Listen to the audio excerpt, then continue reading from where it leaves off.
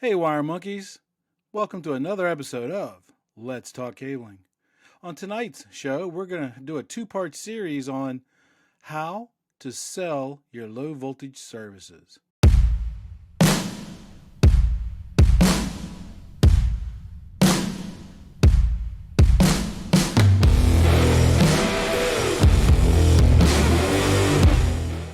Welcome to the show where we tackle the tough questions submitted by installers, project managers, estimators, customers, all types of ICT personnel. We are connecting at the human level so that we can connect the world. If you're watching this show on YouTube, would you mind hitting the subscribe button and the bell button to be notified when new content is being produced? If you're listening to us on one of the audio podcast platforms, would you mind leaving us a 5-star rating? Those simple little steps help us take on the algorithm so we can educate, encourage, and enrich the lives of people in the ICT industry. Thursday nights, 6 p.m. Eastern Standard Time. What are you doing? I do a live stream where you get to ask your favorite RCDD your questions on installation, design, certification, estimation, project management, even career path questions. But I can hear you now, but Chuck, I'm driving my truck at 6 p.m. on Thursdays. I don't want to crash. Got you covered. They're all recorded, and you can watch them at letstalkcabling.com. And finally, while this show is free and will always remain free, if you find value in this content, would you mind clicking on that QR code right there, where you can buy me a cup of coffee? You can even schedule a 15-minute one-on-one call with me, after hours, of course, where I'll answer your questions about the ICT industry. You can also support us by going to Amazon and using our realtor link there as well. And we're also always looking for corporate sponsorship. So if you understand this is going to be an agnostic platform and your company's values are to educate, encourage, and enrich the people's lives in this industry, send me a message. So, sales is one of those misunderstood things, especially maybe not to a salesperson or someone who operates in that vicinity, but to a field person like somebody like me or a technician who's trying to venture in this new world of business and stuff. Sales is totally foreign, right? So what do you think are some common challenges or misconceptions that somebody new might have when it comes to sales? Good question. Don't think every salesman is a used car salesman, because that's a thin slice.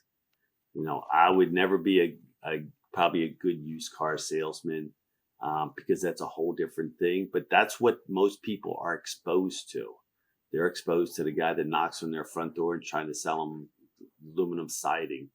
When you get in the commercial space, a salesperson is a different type of individual. It's not the same function. They're not trying to close the deal, before they walk out the door. It's really someone has never done sales. Just think about it. That they need to build relationships with people and be the face for the company that they represent. And you'll get opportunities. Just don't try to sell. I had managers that felt like you should sell the person something that day. Well, that was never me. I was more about, let's just build a relationship first. The way that I feel that somebody's successful in sales in low voltage is because again, being a project manager and estimator, is when I didn't view them as a salesperson. Because they were helping me solve problems, and even we even got to know each other on personal levels too as well. I mean, I knew his family, he knew my family, and stuff. And you don't know that they're sales. It's not like you said. I'm so glad that you said that. A salesperson is not the used car sale. There are those out there, but they're a vast minority. They truly are. A good salesperson, those kind of people salespeople don't last long. A good salesperson, you don't even realize they're well, I mean, you kind of in the back of your mind know they're a salesperson, but you don't view them that way. They're just somebody else who's a good friend, and they help you solve problems. Like I couldn't tell you, more than one occasion I would call up, we used to use Accutech quite often, and the outside sales guy would come visit. And if I had an issue, I'd call him up and say, hey, here's, what works with this, and this? And he'd say, oh yeah, well, I'll get the answer for you. I guess that's the homework you were talking about that Mr. Lovelace, we used to use all the time and stuff, right? Yeah. Or if you can get to a customer point, whenever he has a problem, Yes. he's going to call you. You're that resource for him. He needs you. I always try to say, put yourself in a position where they feel like you're part of the company, that you're part of their success, that they need you, what you do. Contractors, I know it's like they start out and they bid things. What happens when you win a bid?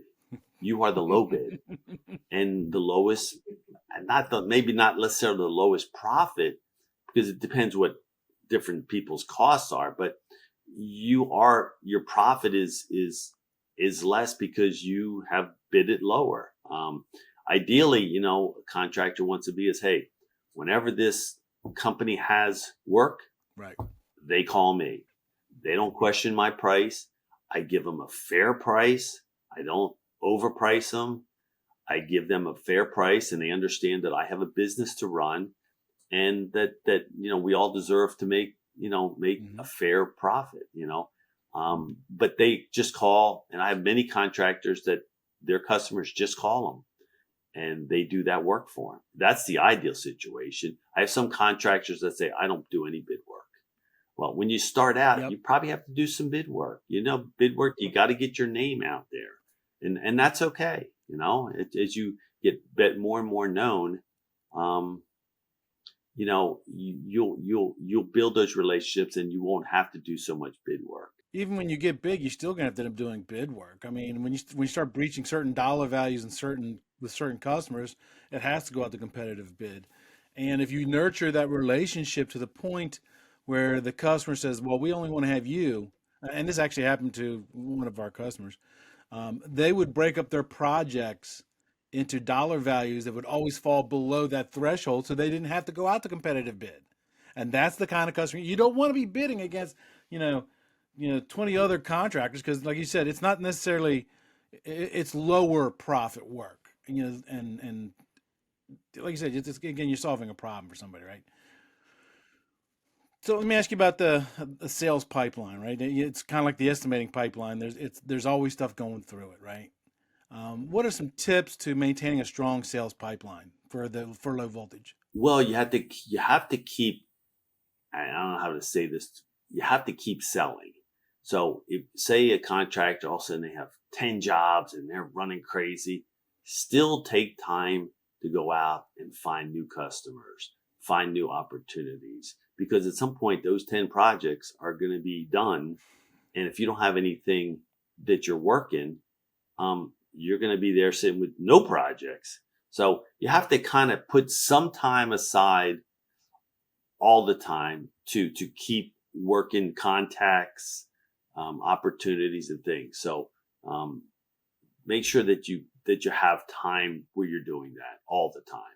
What would you say? Would you say 1 hour a day, 2 hours a day, 1 hour a week? I would say maybe more on a weekly basis, because Mondays might be days where you have to go out to every job site, or Mondays might be the day you have to take care of all the financials. I would say make sure you have 3 or 4 hours a week set aside for looking for new business. It's not always easy to do, but do that. I had a vendor once, and one of the companies we repped, and they would have trainings. And it's funny how you remember certain things. Well, they had different sessions on, and they had one on how to be more productive. And the one thing I remember was they talked about Outlook. When you open Outlook, what do you see? My email. Your email. Almost everybody opens up to their email. He said, open it up into your calendar. Because what happens when you open it up into your email, you just start rifling through emails. You don't even realize what you have to do that day. You set up Outlook, and I have Outlook set up to open up into my calendar. So the first thing you do is look at your calendar, see what you have that day. Also, make sure you have time in there for the different functions that you need to do. If you need to set aside time, set some specific time for sales. And then you get to your emails. But understand your day first. Because if you start rifling through emails, before you know it, it's 11 o'clock and you've answered 30 emails and you really didn't do what you probably needed to do first. So that's what I would recommend for anybody, not just, any business person. Understand your calendar first. You don't have to spend a whole lot of time on it. Just spend 5 minutes, but open up your Outlook into your calendar. That's a great tip. That's absolutely a great tip. In fact, it's so great. I was writing it down when you were saying it because more than once I've chased that rabbit hole, of what we call emails, especially with me because I travel. So sometimes there might be a day over 24 hours where I don't see an email because I'm traveling and I'm working 15 hours or whatever, and then you open up, you see that 75 emails, and God, I just want to hit that say zero. Well, no, you're right. I like that idea. I'm definitely changing my outlook to open up in the calendar. Right. Manage your time first, and then that way you can segment how you spend your time, and leads into making sure you set away time for sales. Mm-hmm. Just put hours. Put a couple hours per week, 2-3 hours, and make some 5 to 10 good sales calls. It will make a big difference into your business. I feel Right. so. Manage your time well. So you talked about how important it was for networking and building those relationships, right? So you talked about always calling them stuff. What are some other tips that you can give them to help manage that? Well, when I first started the business, nobody knew me. So what I did was I just made up these little 4-page newsletters, and I spent time and I put little tidbits and reminded them of what I did, who I represented, some new technology information.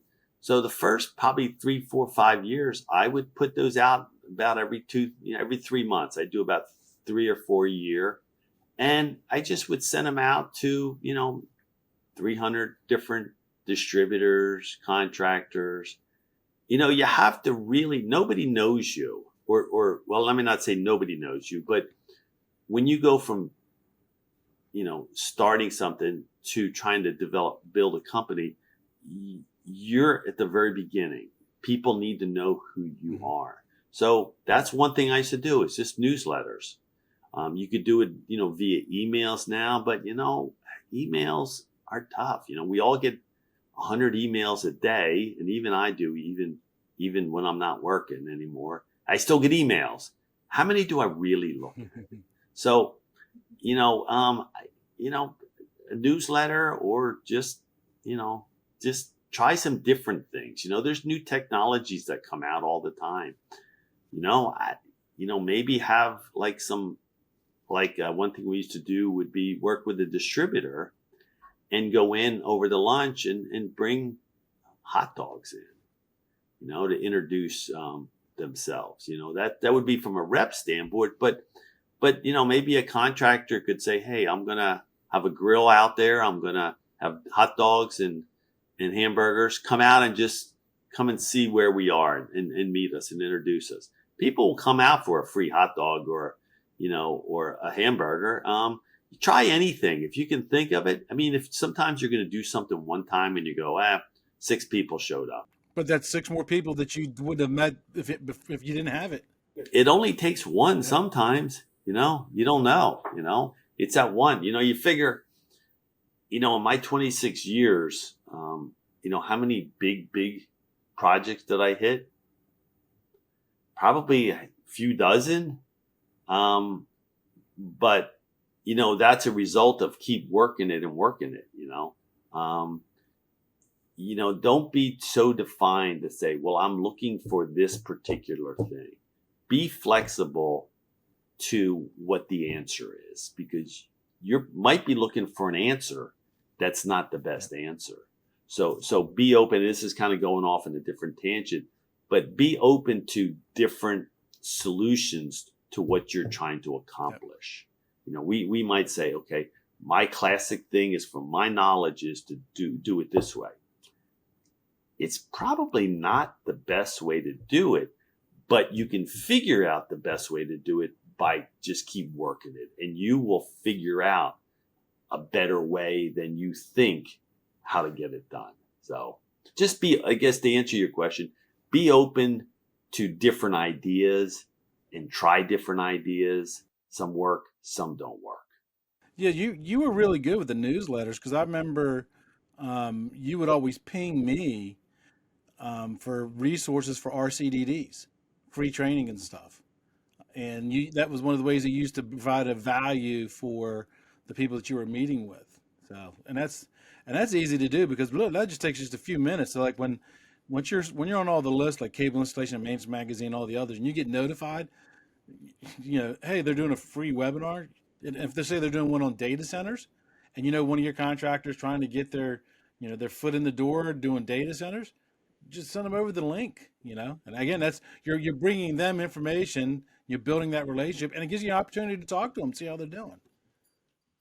Well, and I think we would, from a rep standpoint, we would be helping the contractor learn and see new segments of the market. Plus, also, if there were RCDDs and needed the credits, they could get credits, and we would also help our manufacturer to get people to look at the product. So, yeah, there's different ways to work things. Just like I say, be open to different ideas and talk to other people. I used to know all the other reps out there. So if I was a contractor, I would try to be friends with all the other contractors out there. Don't feel like they're your competitors. Feel like you're both trying to figure out this business together. And if you could kind of work and share things, no, you're not going to give them intimate details and why and how customers and things, but be open to know all your competitors and on a friendly basis. It's all about empathy, right? I mean, you're both chasing the same piece of cheese, and there's enough room in this industry for everybody. And what'll happen is if a customer gets a taste that you are somehow bitter towards one of your competitors, that doesn't make your competitor look bad. It makes you look bad.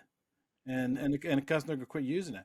So when you're out there meeting with your customers, you're going to be meeting with, people who might be just like an office manager at a company, or they might be an IT manager, right? So which means that you've got to somehow be able to effectively educate some clients, right? Because some clients are not going to know the difference between Cat 5e or Cat 6 or even UTP cabling or plenum or router rating. What are some benefits of teaching customers who don't know about low voltage solutions?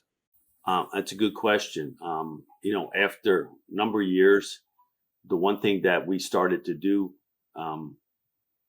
would be help customers design their own specifications for their organization, and help them come up with a standard so that they understand why they should do that. You get some folks at some places and they were in charge of the infrastructure for a company, but they didn't care what was put in the infrastructure in the buildings. We would help different organizations come up with a standard specification for their cabling. So what did that do? It helped the customer feel more comfortable that he could better judge his contractor's bidding projects. He knew he was going to get a consistent products. He was in control of what went into his buildings and infrastructure. And if you are a contractor, I had many contractors that would help their customers write their spec, that they would recommend what they should use, and bring resources in. Ideally a contractor has an end user, and and this might be a good way to do it, but they have an end user they're working with, and they see that there's no standard spec. They could say, okay, let me help you. We'll help write a spec here. I'll bring in a manufacturer. Let their RCDs will help write this spec. So then you have something that's consistent in your company. You'll be able to better evaluate bids and things like that. So that's something a contractor could do as being a pretty strong resource for an end user. Now, what happens when they do that for their customer?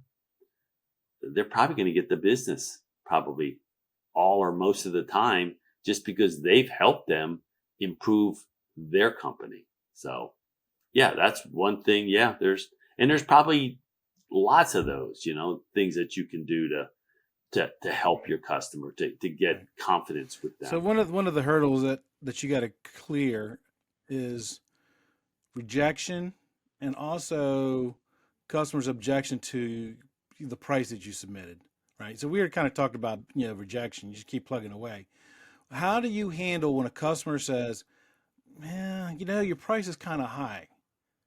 How do you what's a good sales way to address that with a customer? Okay, well, are they saying it just because that's the classic answer to say is that you're high? I mean, that's classic. Well, you're high. Well, what are you comparing it to? Do you have any other bids? Maybe I haven't quoted the right thing. Let's review the bid and see if there's somewhere we can, reduce the cost. You're looking for duplication here. Maybe you don't need duplication here, or maybe, this is part of the project we can do down the road.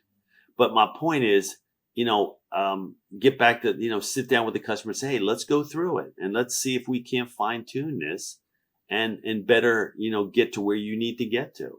And then in the process, the customer will say, well, I really do want that. Okay, well, there's a cost to that. And they go, well, I didn't think I needed, and the other bid I got didn't have that in it. And if they explain why he thinks you should have that, he go, you know what, you're right. You know what, that is maybe a classic example is that if somebody's looking at category 6 or 6A, and they go, well, why do I need 6A? It's more expensive. It's 50% more expensive. Yeah, what kind of network you running now? Are you running 10 gig? Do you plan on running 10 gig anytime soon? The answer is no. Cat 6 is okay. But I'll give you an example. NC State back in 2010 said, we're going with 6A. Everybody thought they were crazy. Why are you spending the extra money for 6A? Well, what happened in 2020? Wireless exploded. And what happens with wireless? You need 6A.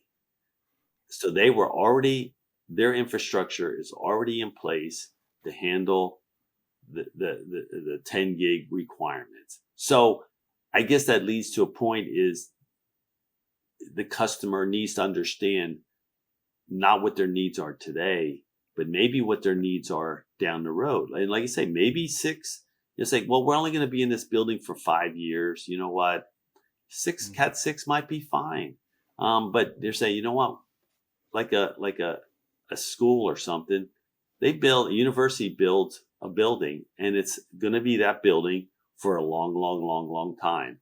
So it probably makes sense for them to spend more money on the front end so that they extend the life of it. So I get back to your question, is handling the objection. Have them just go over with, just say, that's our price, that's what we bid. No, build a rapport with the customer and say, okay, let's look at it and say, let me better understand what your expectations are. And, maybe they can change it, reduce it, or maybe the customer will go, you know what, you're right. I get it now. So, just it helps build rapport with the customer and confidence that you're not just trying to sell them a job, you're trying to get them the most for their money. I love the fact that you didn't say, oh, just cut your price. I love the fact that you said, ask questions, seek understanding. Because a lot of new people starting off with, they got their low voltage company to get the first customer to, first win, or the first customer says that's expensive. Then the customer says, why is it so expensive? First thing you want to do is slash the price. And that's, your price is your price. If there's a misunderstanding, maybe it might have been customer expectation might have been off, or like you said, it might be a misunderstanding of what they wanted versus what you priced. And I love the fact that you didn't automatically start off with cut the price. I love that. Well, it can work against you if you say, well, then I'll take a lower price. Then the customer starts thinking, well, then you were overcharging me, and now you can cut the price. think that sets up a bad precedent that think, okay, well, this guy is all he's trying to do is make a bunch of money off me, but if you just say, hey, well, if a company is going to just charge a fair price, I think that comes off better in the long run. Maybe this guy's looking for the cheapest product, and you know what? He's probably not a good customer for you. And that leads to another thing. Not all And customers could customers be are good fired. customers. Some of them are just not. They can be fired. They might not be good customers. I've met with contractors that all they worried about was the cost of a jack. Well, I said, you know what? If you weren't worried about a cost of a jack, I'm probably not your guy, because I know you can go buy a Chinese jack for $1.25, and if that works for you. But let me just tell you this, and I didn't even say this to this one contractor. In my head, I'm thinking, okay, if he's worried about a jack and he's going to buy the cheapest product, well, what happens when I get a call, somebody looking for a contractor to do work for them? Right. I'm not going to refer him. I'm going to refer one of my good contractors that I know are going to support me and are not worried about the cost of a jack or a foot of cable. So it's not all about price. Maybe that's what that leads to, is don't make it all about price. Make it about what you're doing for the customer. They'll respect that, and you'll have a longer relationship with them. A one-shot job doesn't build a relationship either. Doesn't build that relationship. Yeah. Another thing that does too, as you were talking, it just this the ADHD in my brain. It also teaches the customer that if they throw up a red flag of why is it so expensive, if you slash your price the first time, they're gonna start saying that every single time you submit them a price, because they learn a behavior. every time. Yeah, and I actually have a contractor that I always leave in 5%, because I know 3 days before he's got to order cable, he's going to come to me and say, I need $5 a box off. Okay, I'll make a call to the factory. Yeah, but that's not a good relationship. They were a contractor of mine, and I learned to work around it. Sometimes you have to do that, but they weren't the best customers. You want a customer that you build a relationship and you're both because trying to be it's a successful. mutually beneficial relationship. And if it's not, if they're just if the first thing they throw up is say, well, I can get those jacks off of Amazon for, what'd you say, $1.25 or whatever it was, that's not a mutually beneficial relationship. I mean, Whatever. call Amazon Nope. when the customer's asking you, well, what's the temperature range of this cable? Can I use this in a wet environment? Amazon's not going to answer. There's nothing wrong with Amazon, by the way, but Amazon's not going to give you the support that it's got to be that mutually beneficial relationship. Yep. Yep. It's something else, and I don't know if this was a question when asked, but a contractor needs to build a relationship Absolutely. with their suppliers. Make sure they have good relationship with your suppliers. You can't be best buddies with everybody. So pick a handful, one or two for each product line, and at least start out that way and support those Yes. those manufacturers, because they're the ones that are going to try to help you if they know you're trying to help them. So It goes back to being mutually beneficial, right? Yeah. Yeah. Last question. Last question for you. So, what advice would you give that newcomer who's just starting their business in low voltage, how to stay motivated and resilient when they're getting all those rejections, from making sales calls and stuff? good question. And I've thought about this a lot. You have to go into it, and I call it the no plan B option. There's no plan B. You have to make this successful. You can't quit, and you can quit and go get a job, but if that's your attitude, you're probably not going to make it. Go in the attitude that I'm going to make this work. I'm going to do everything I can. I'm going to spend the hours I need to spend.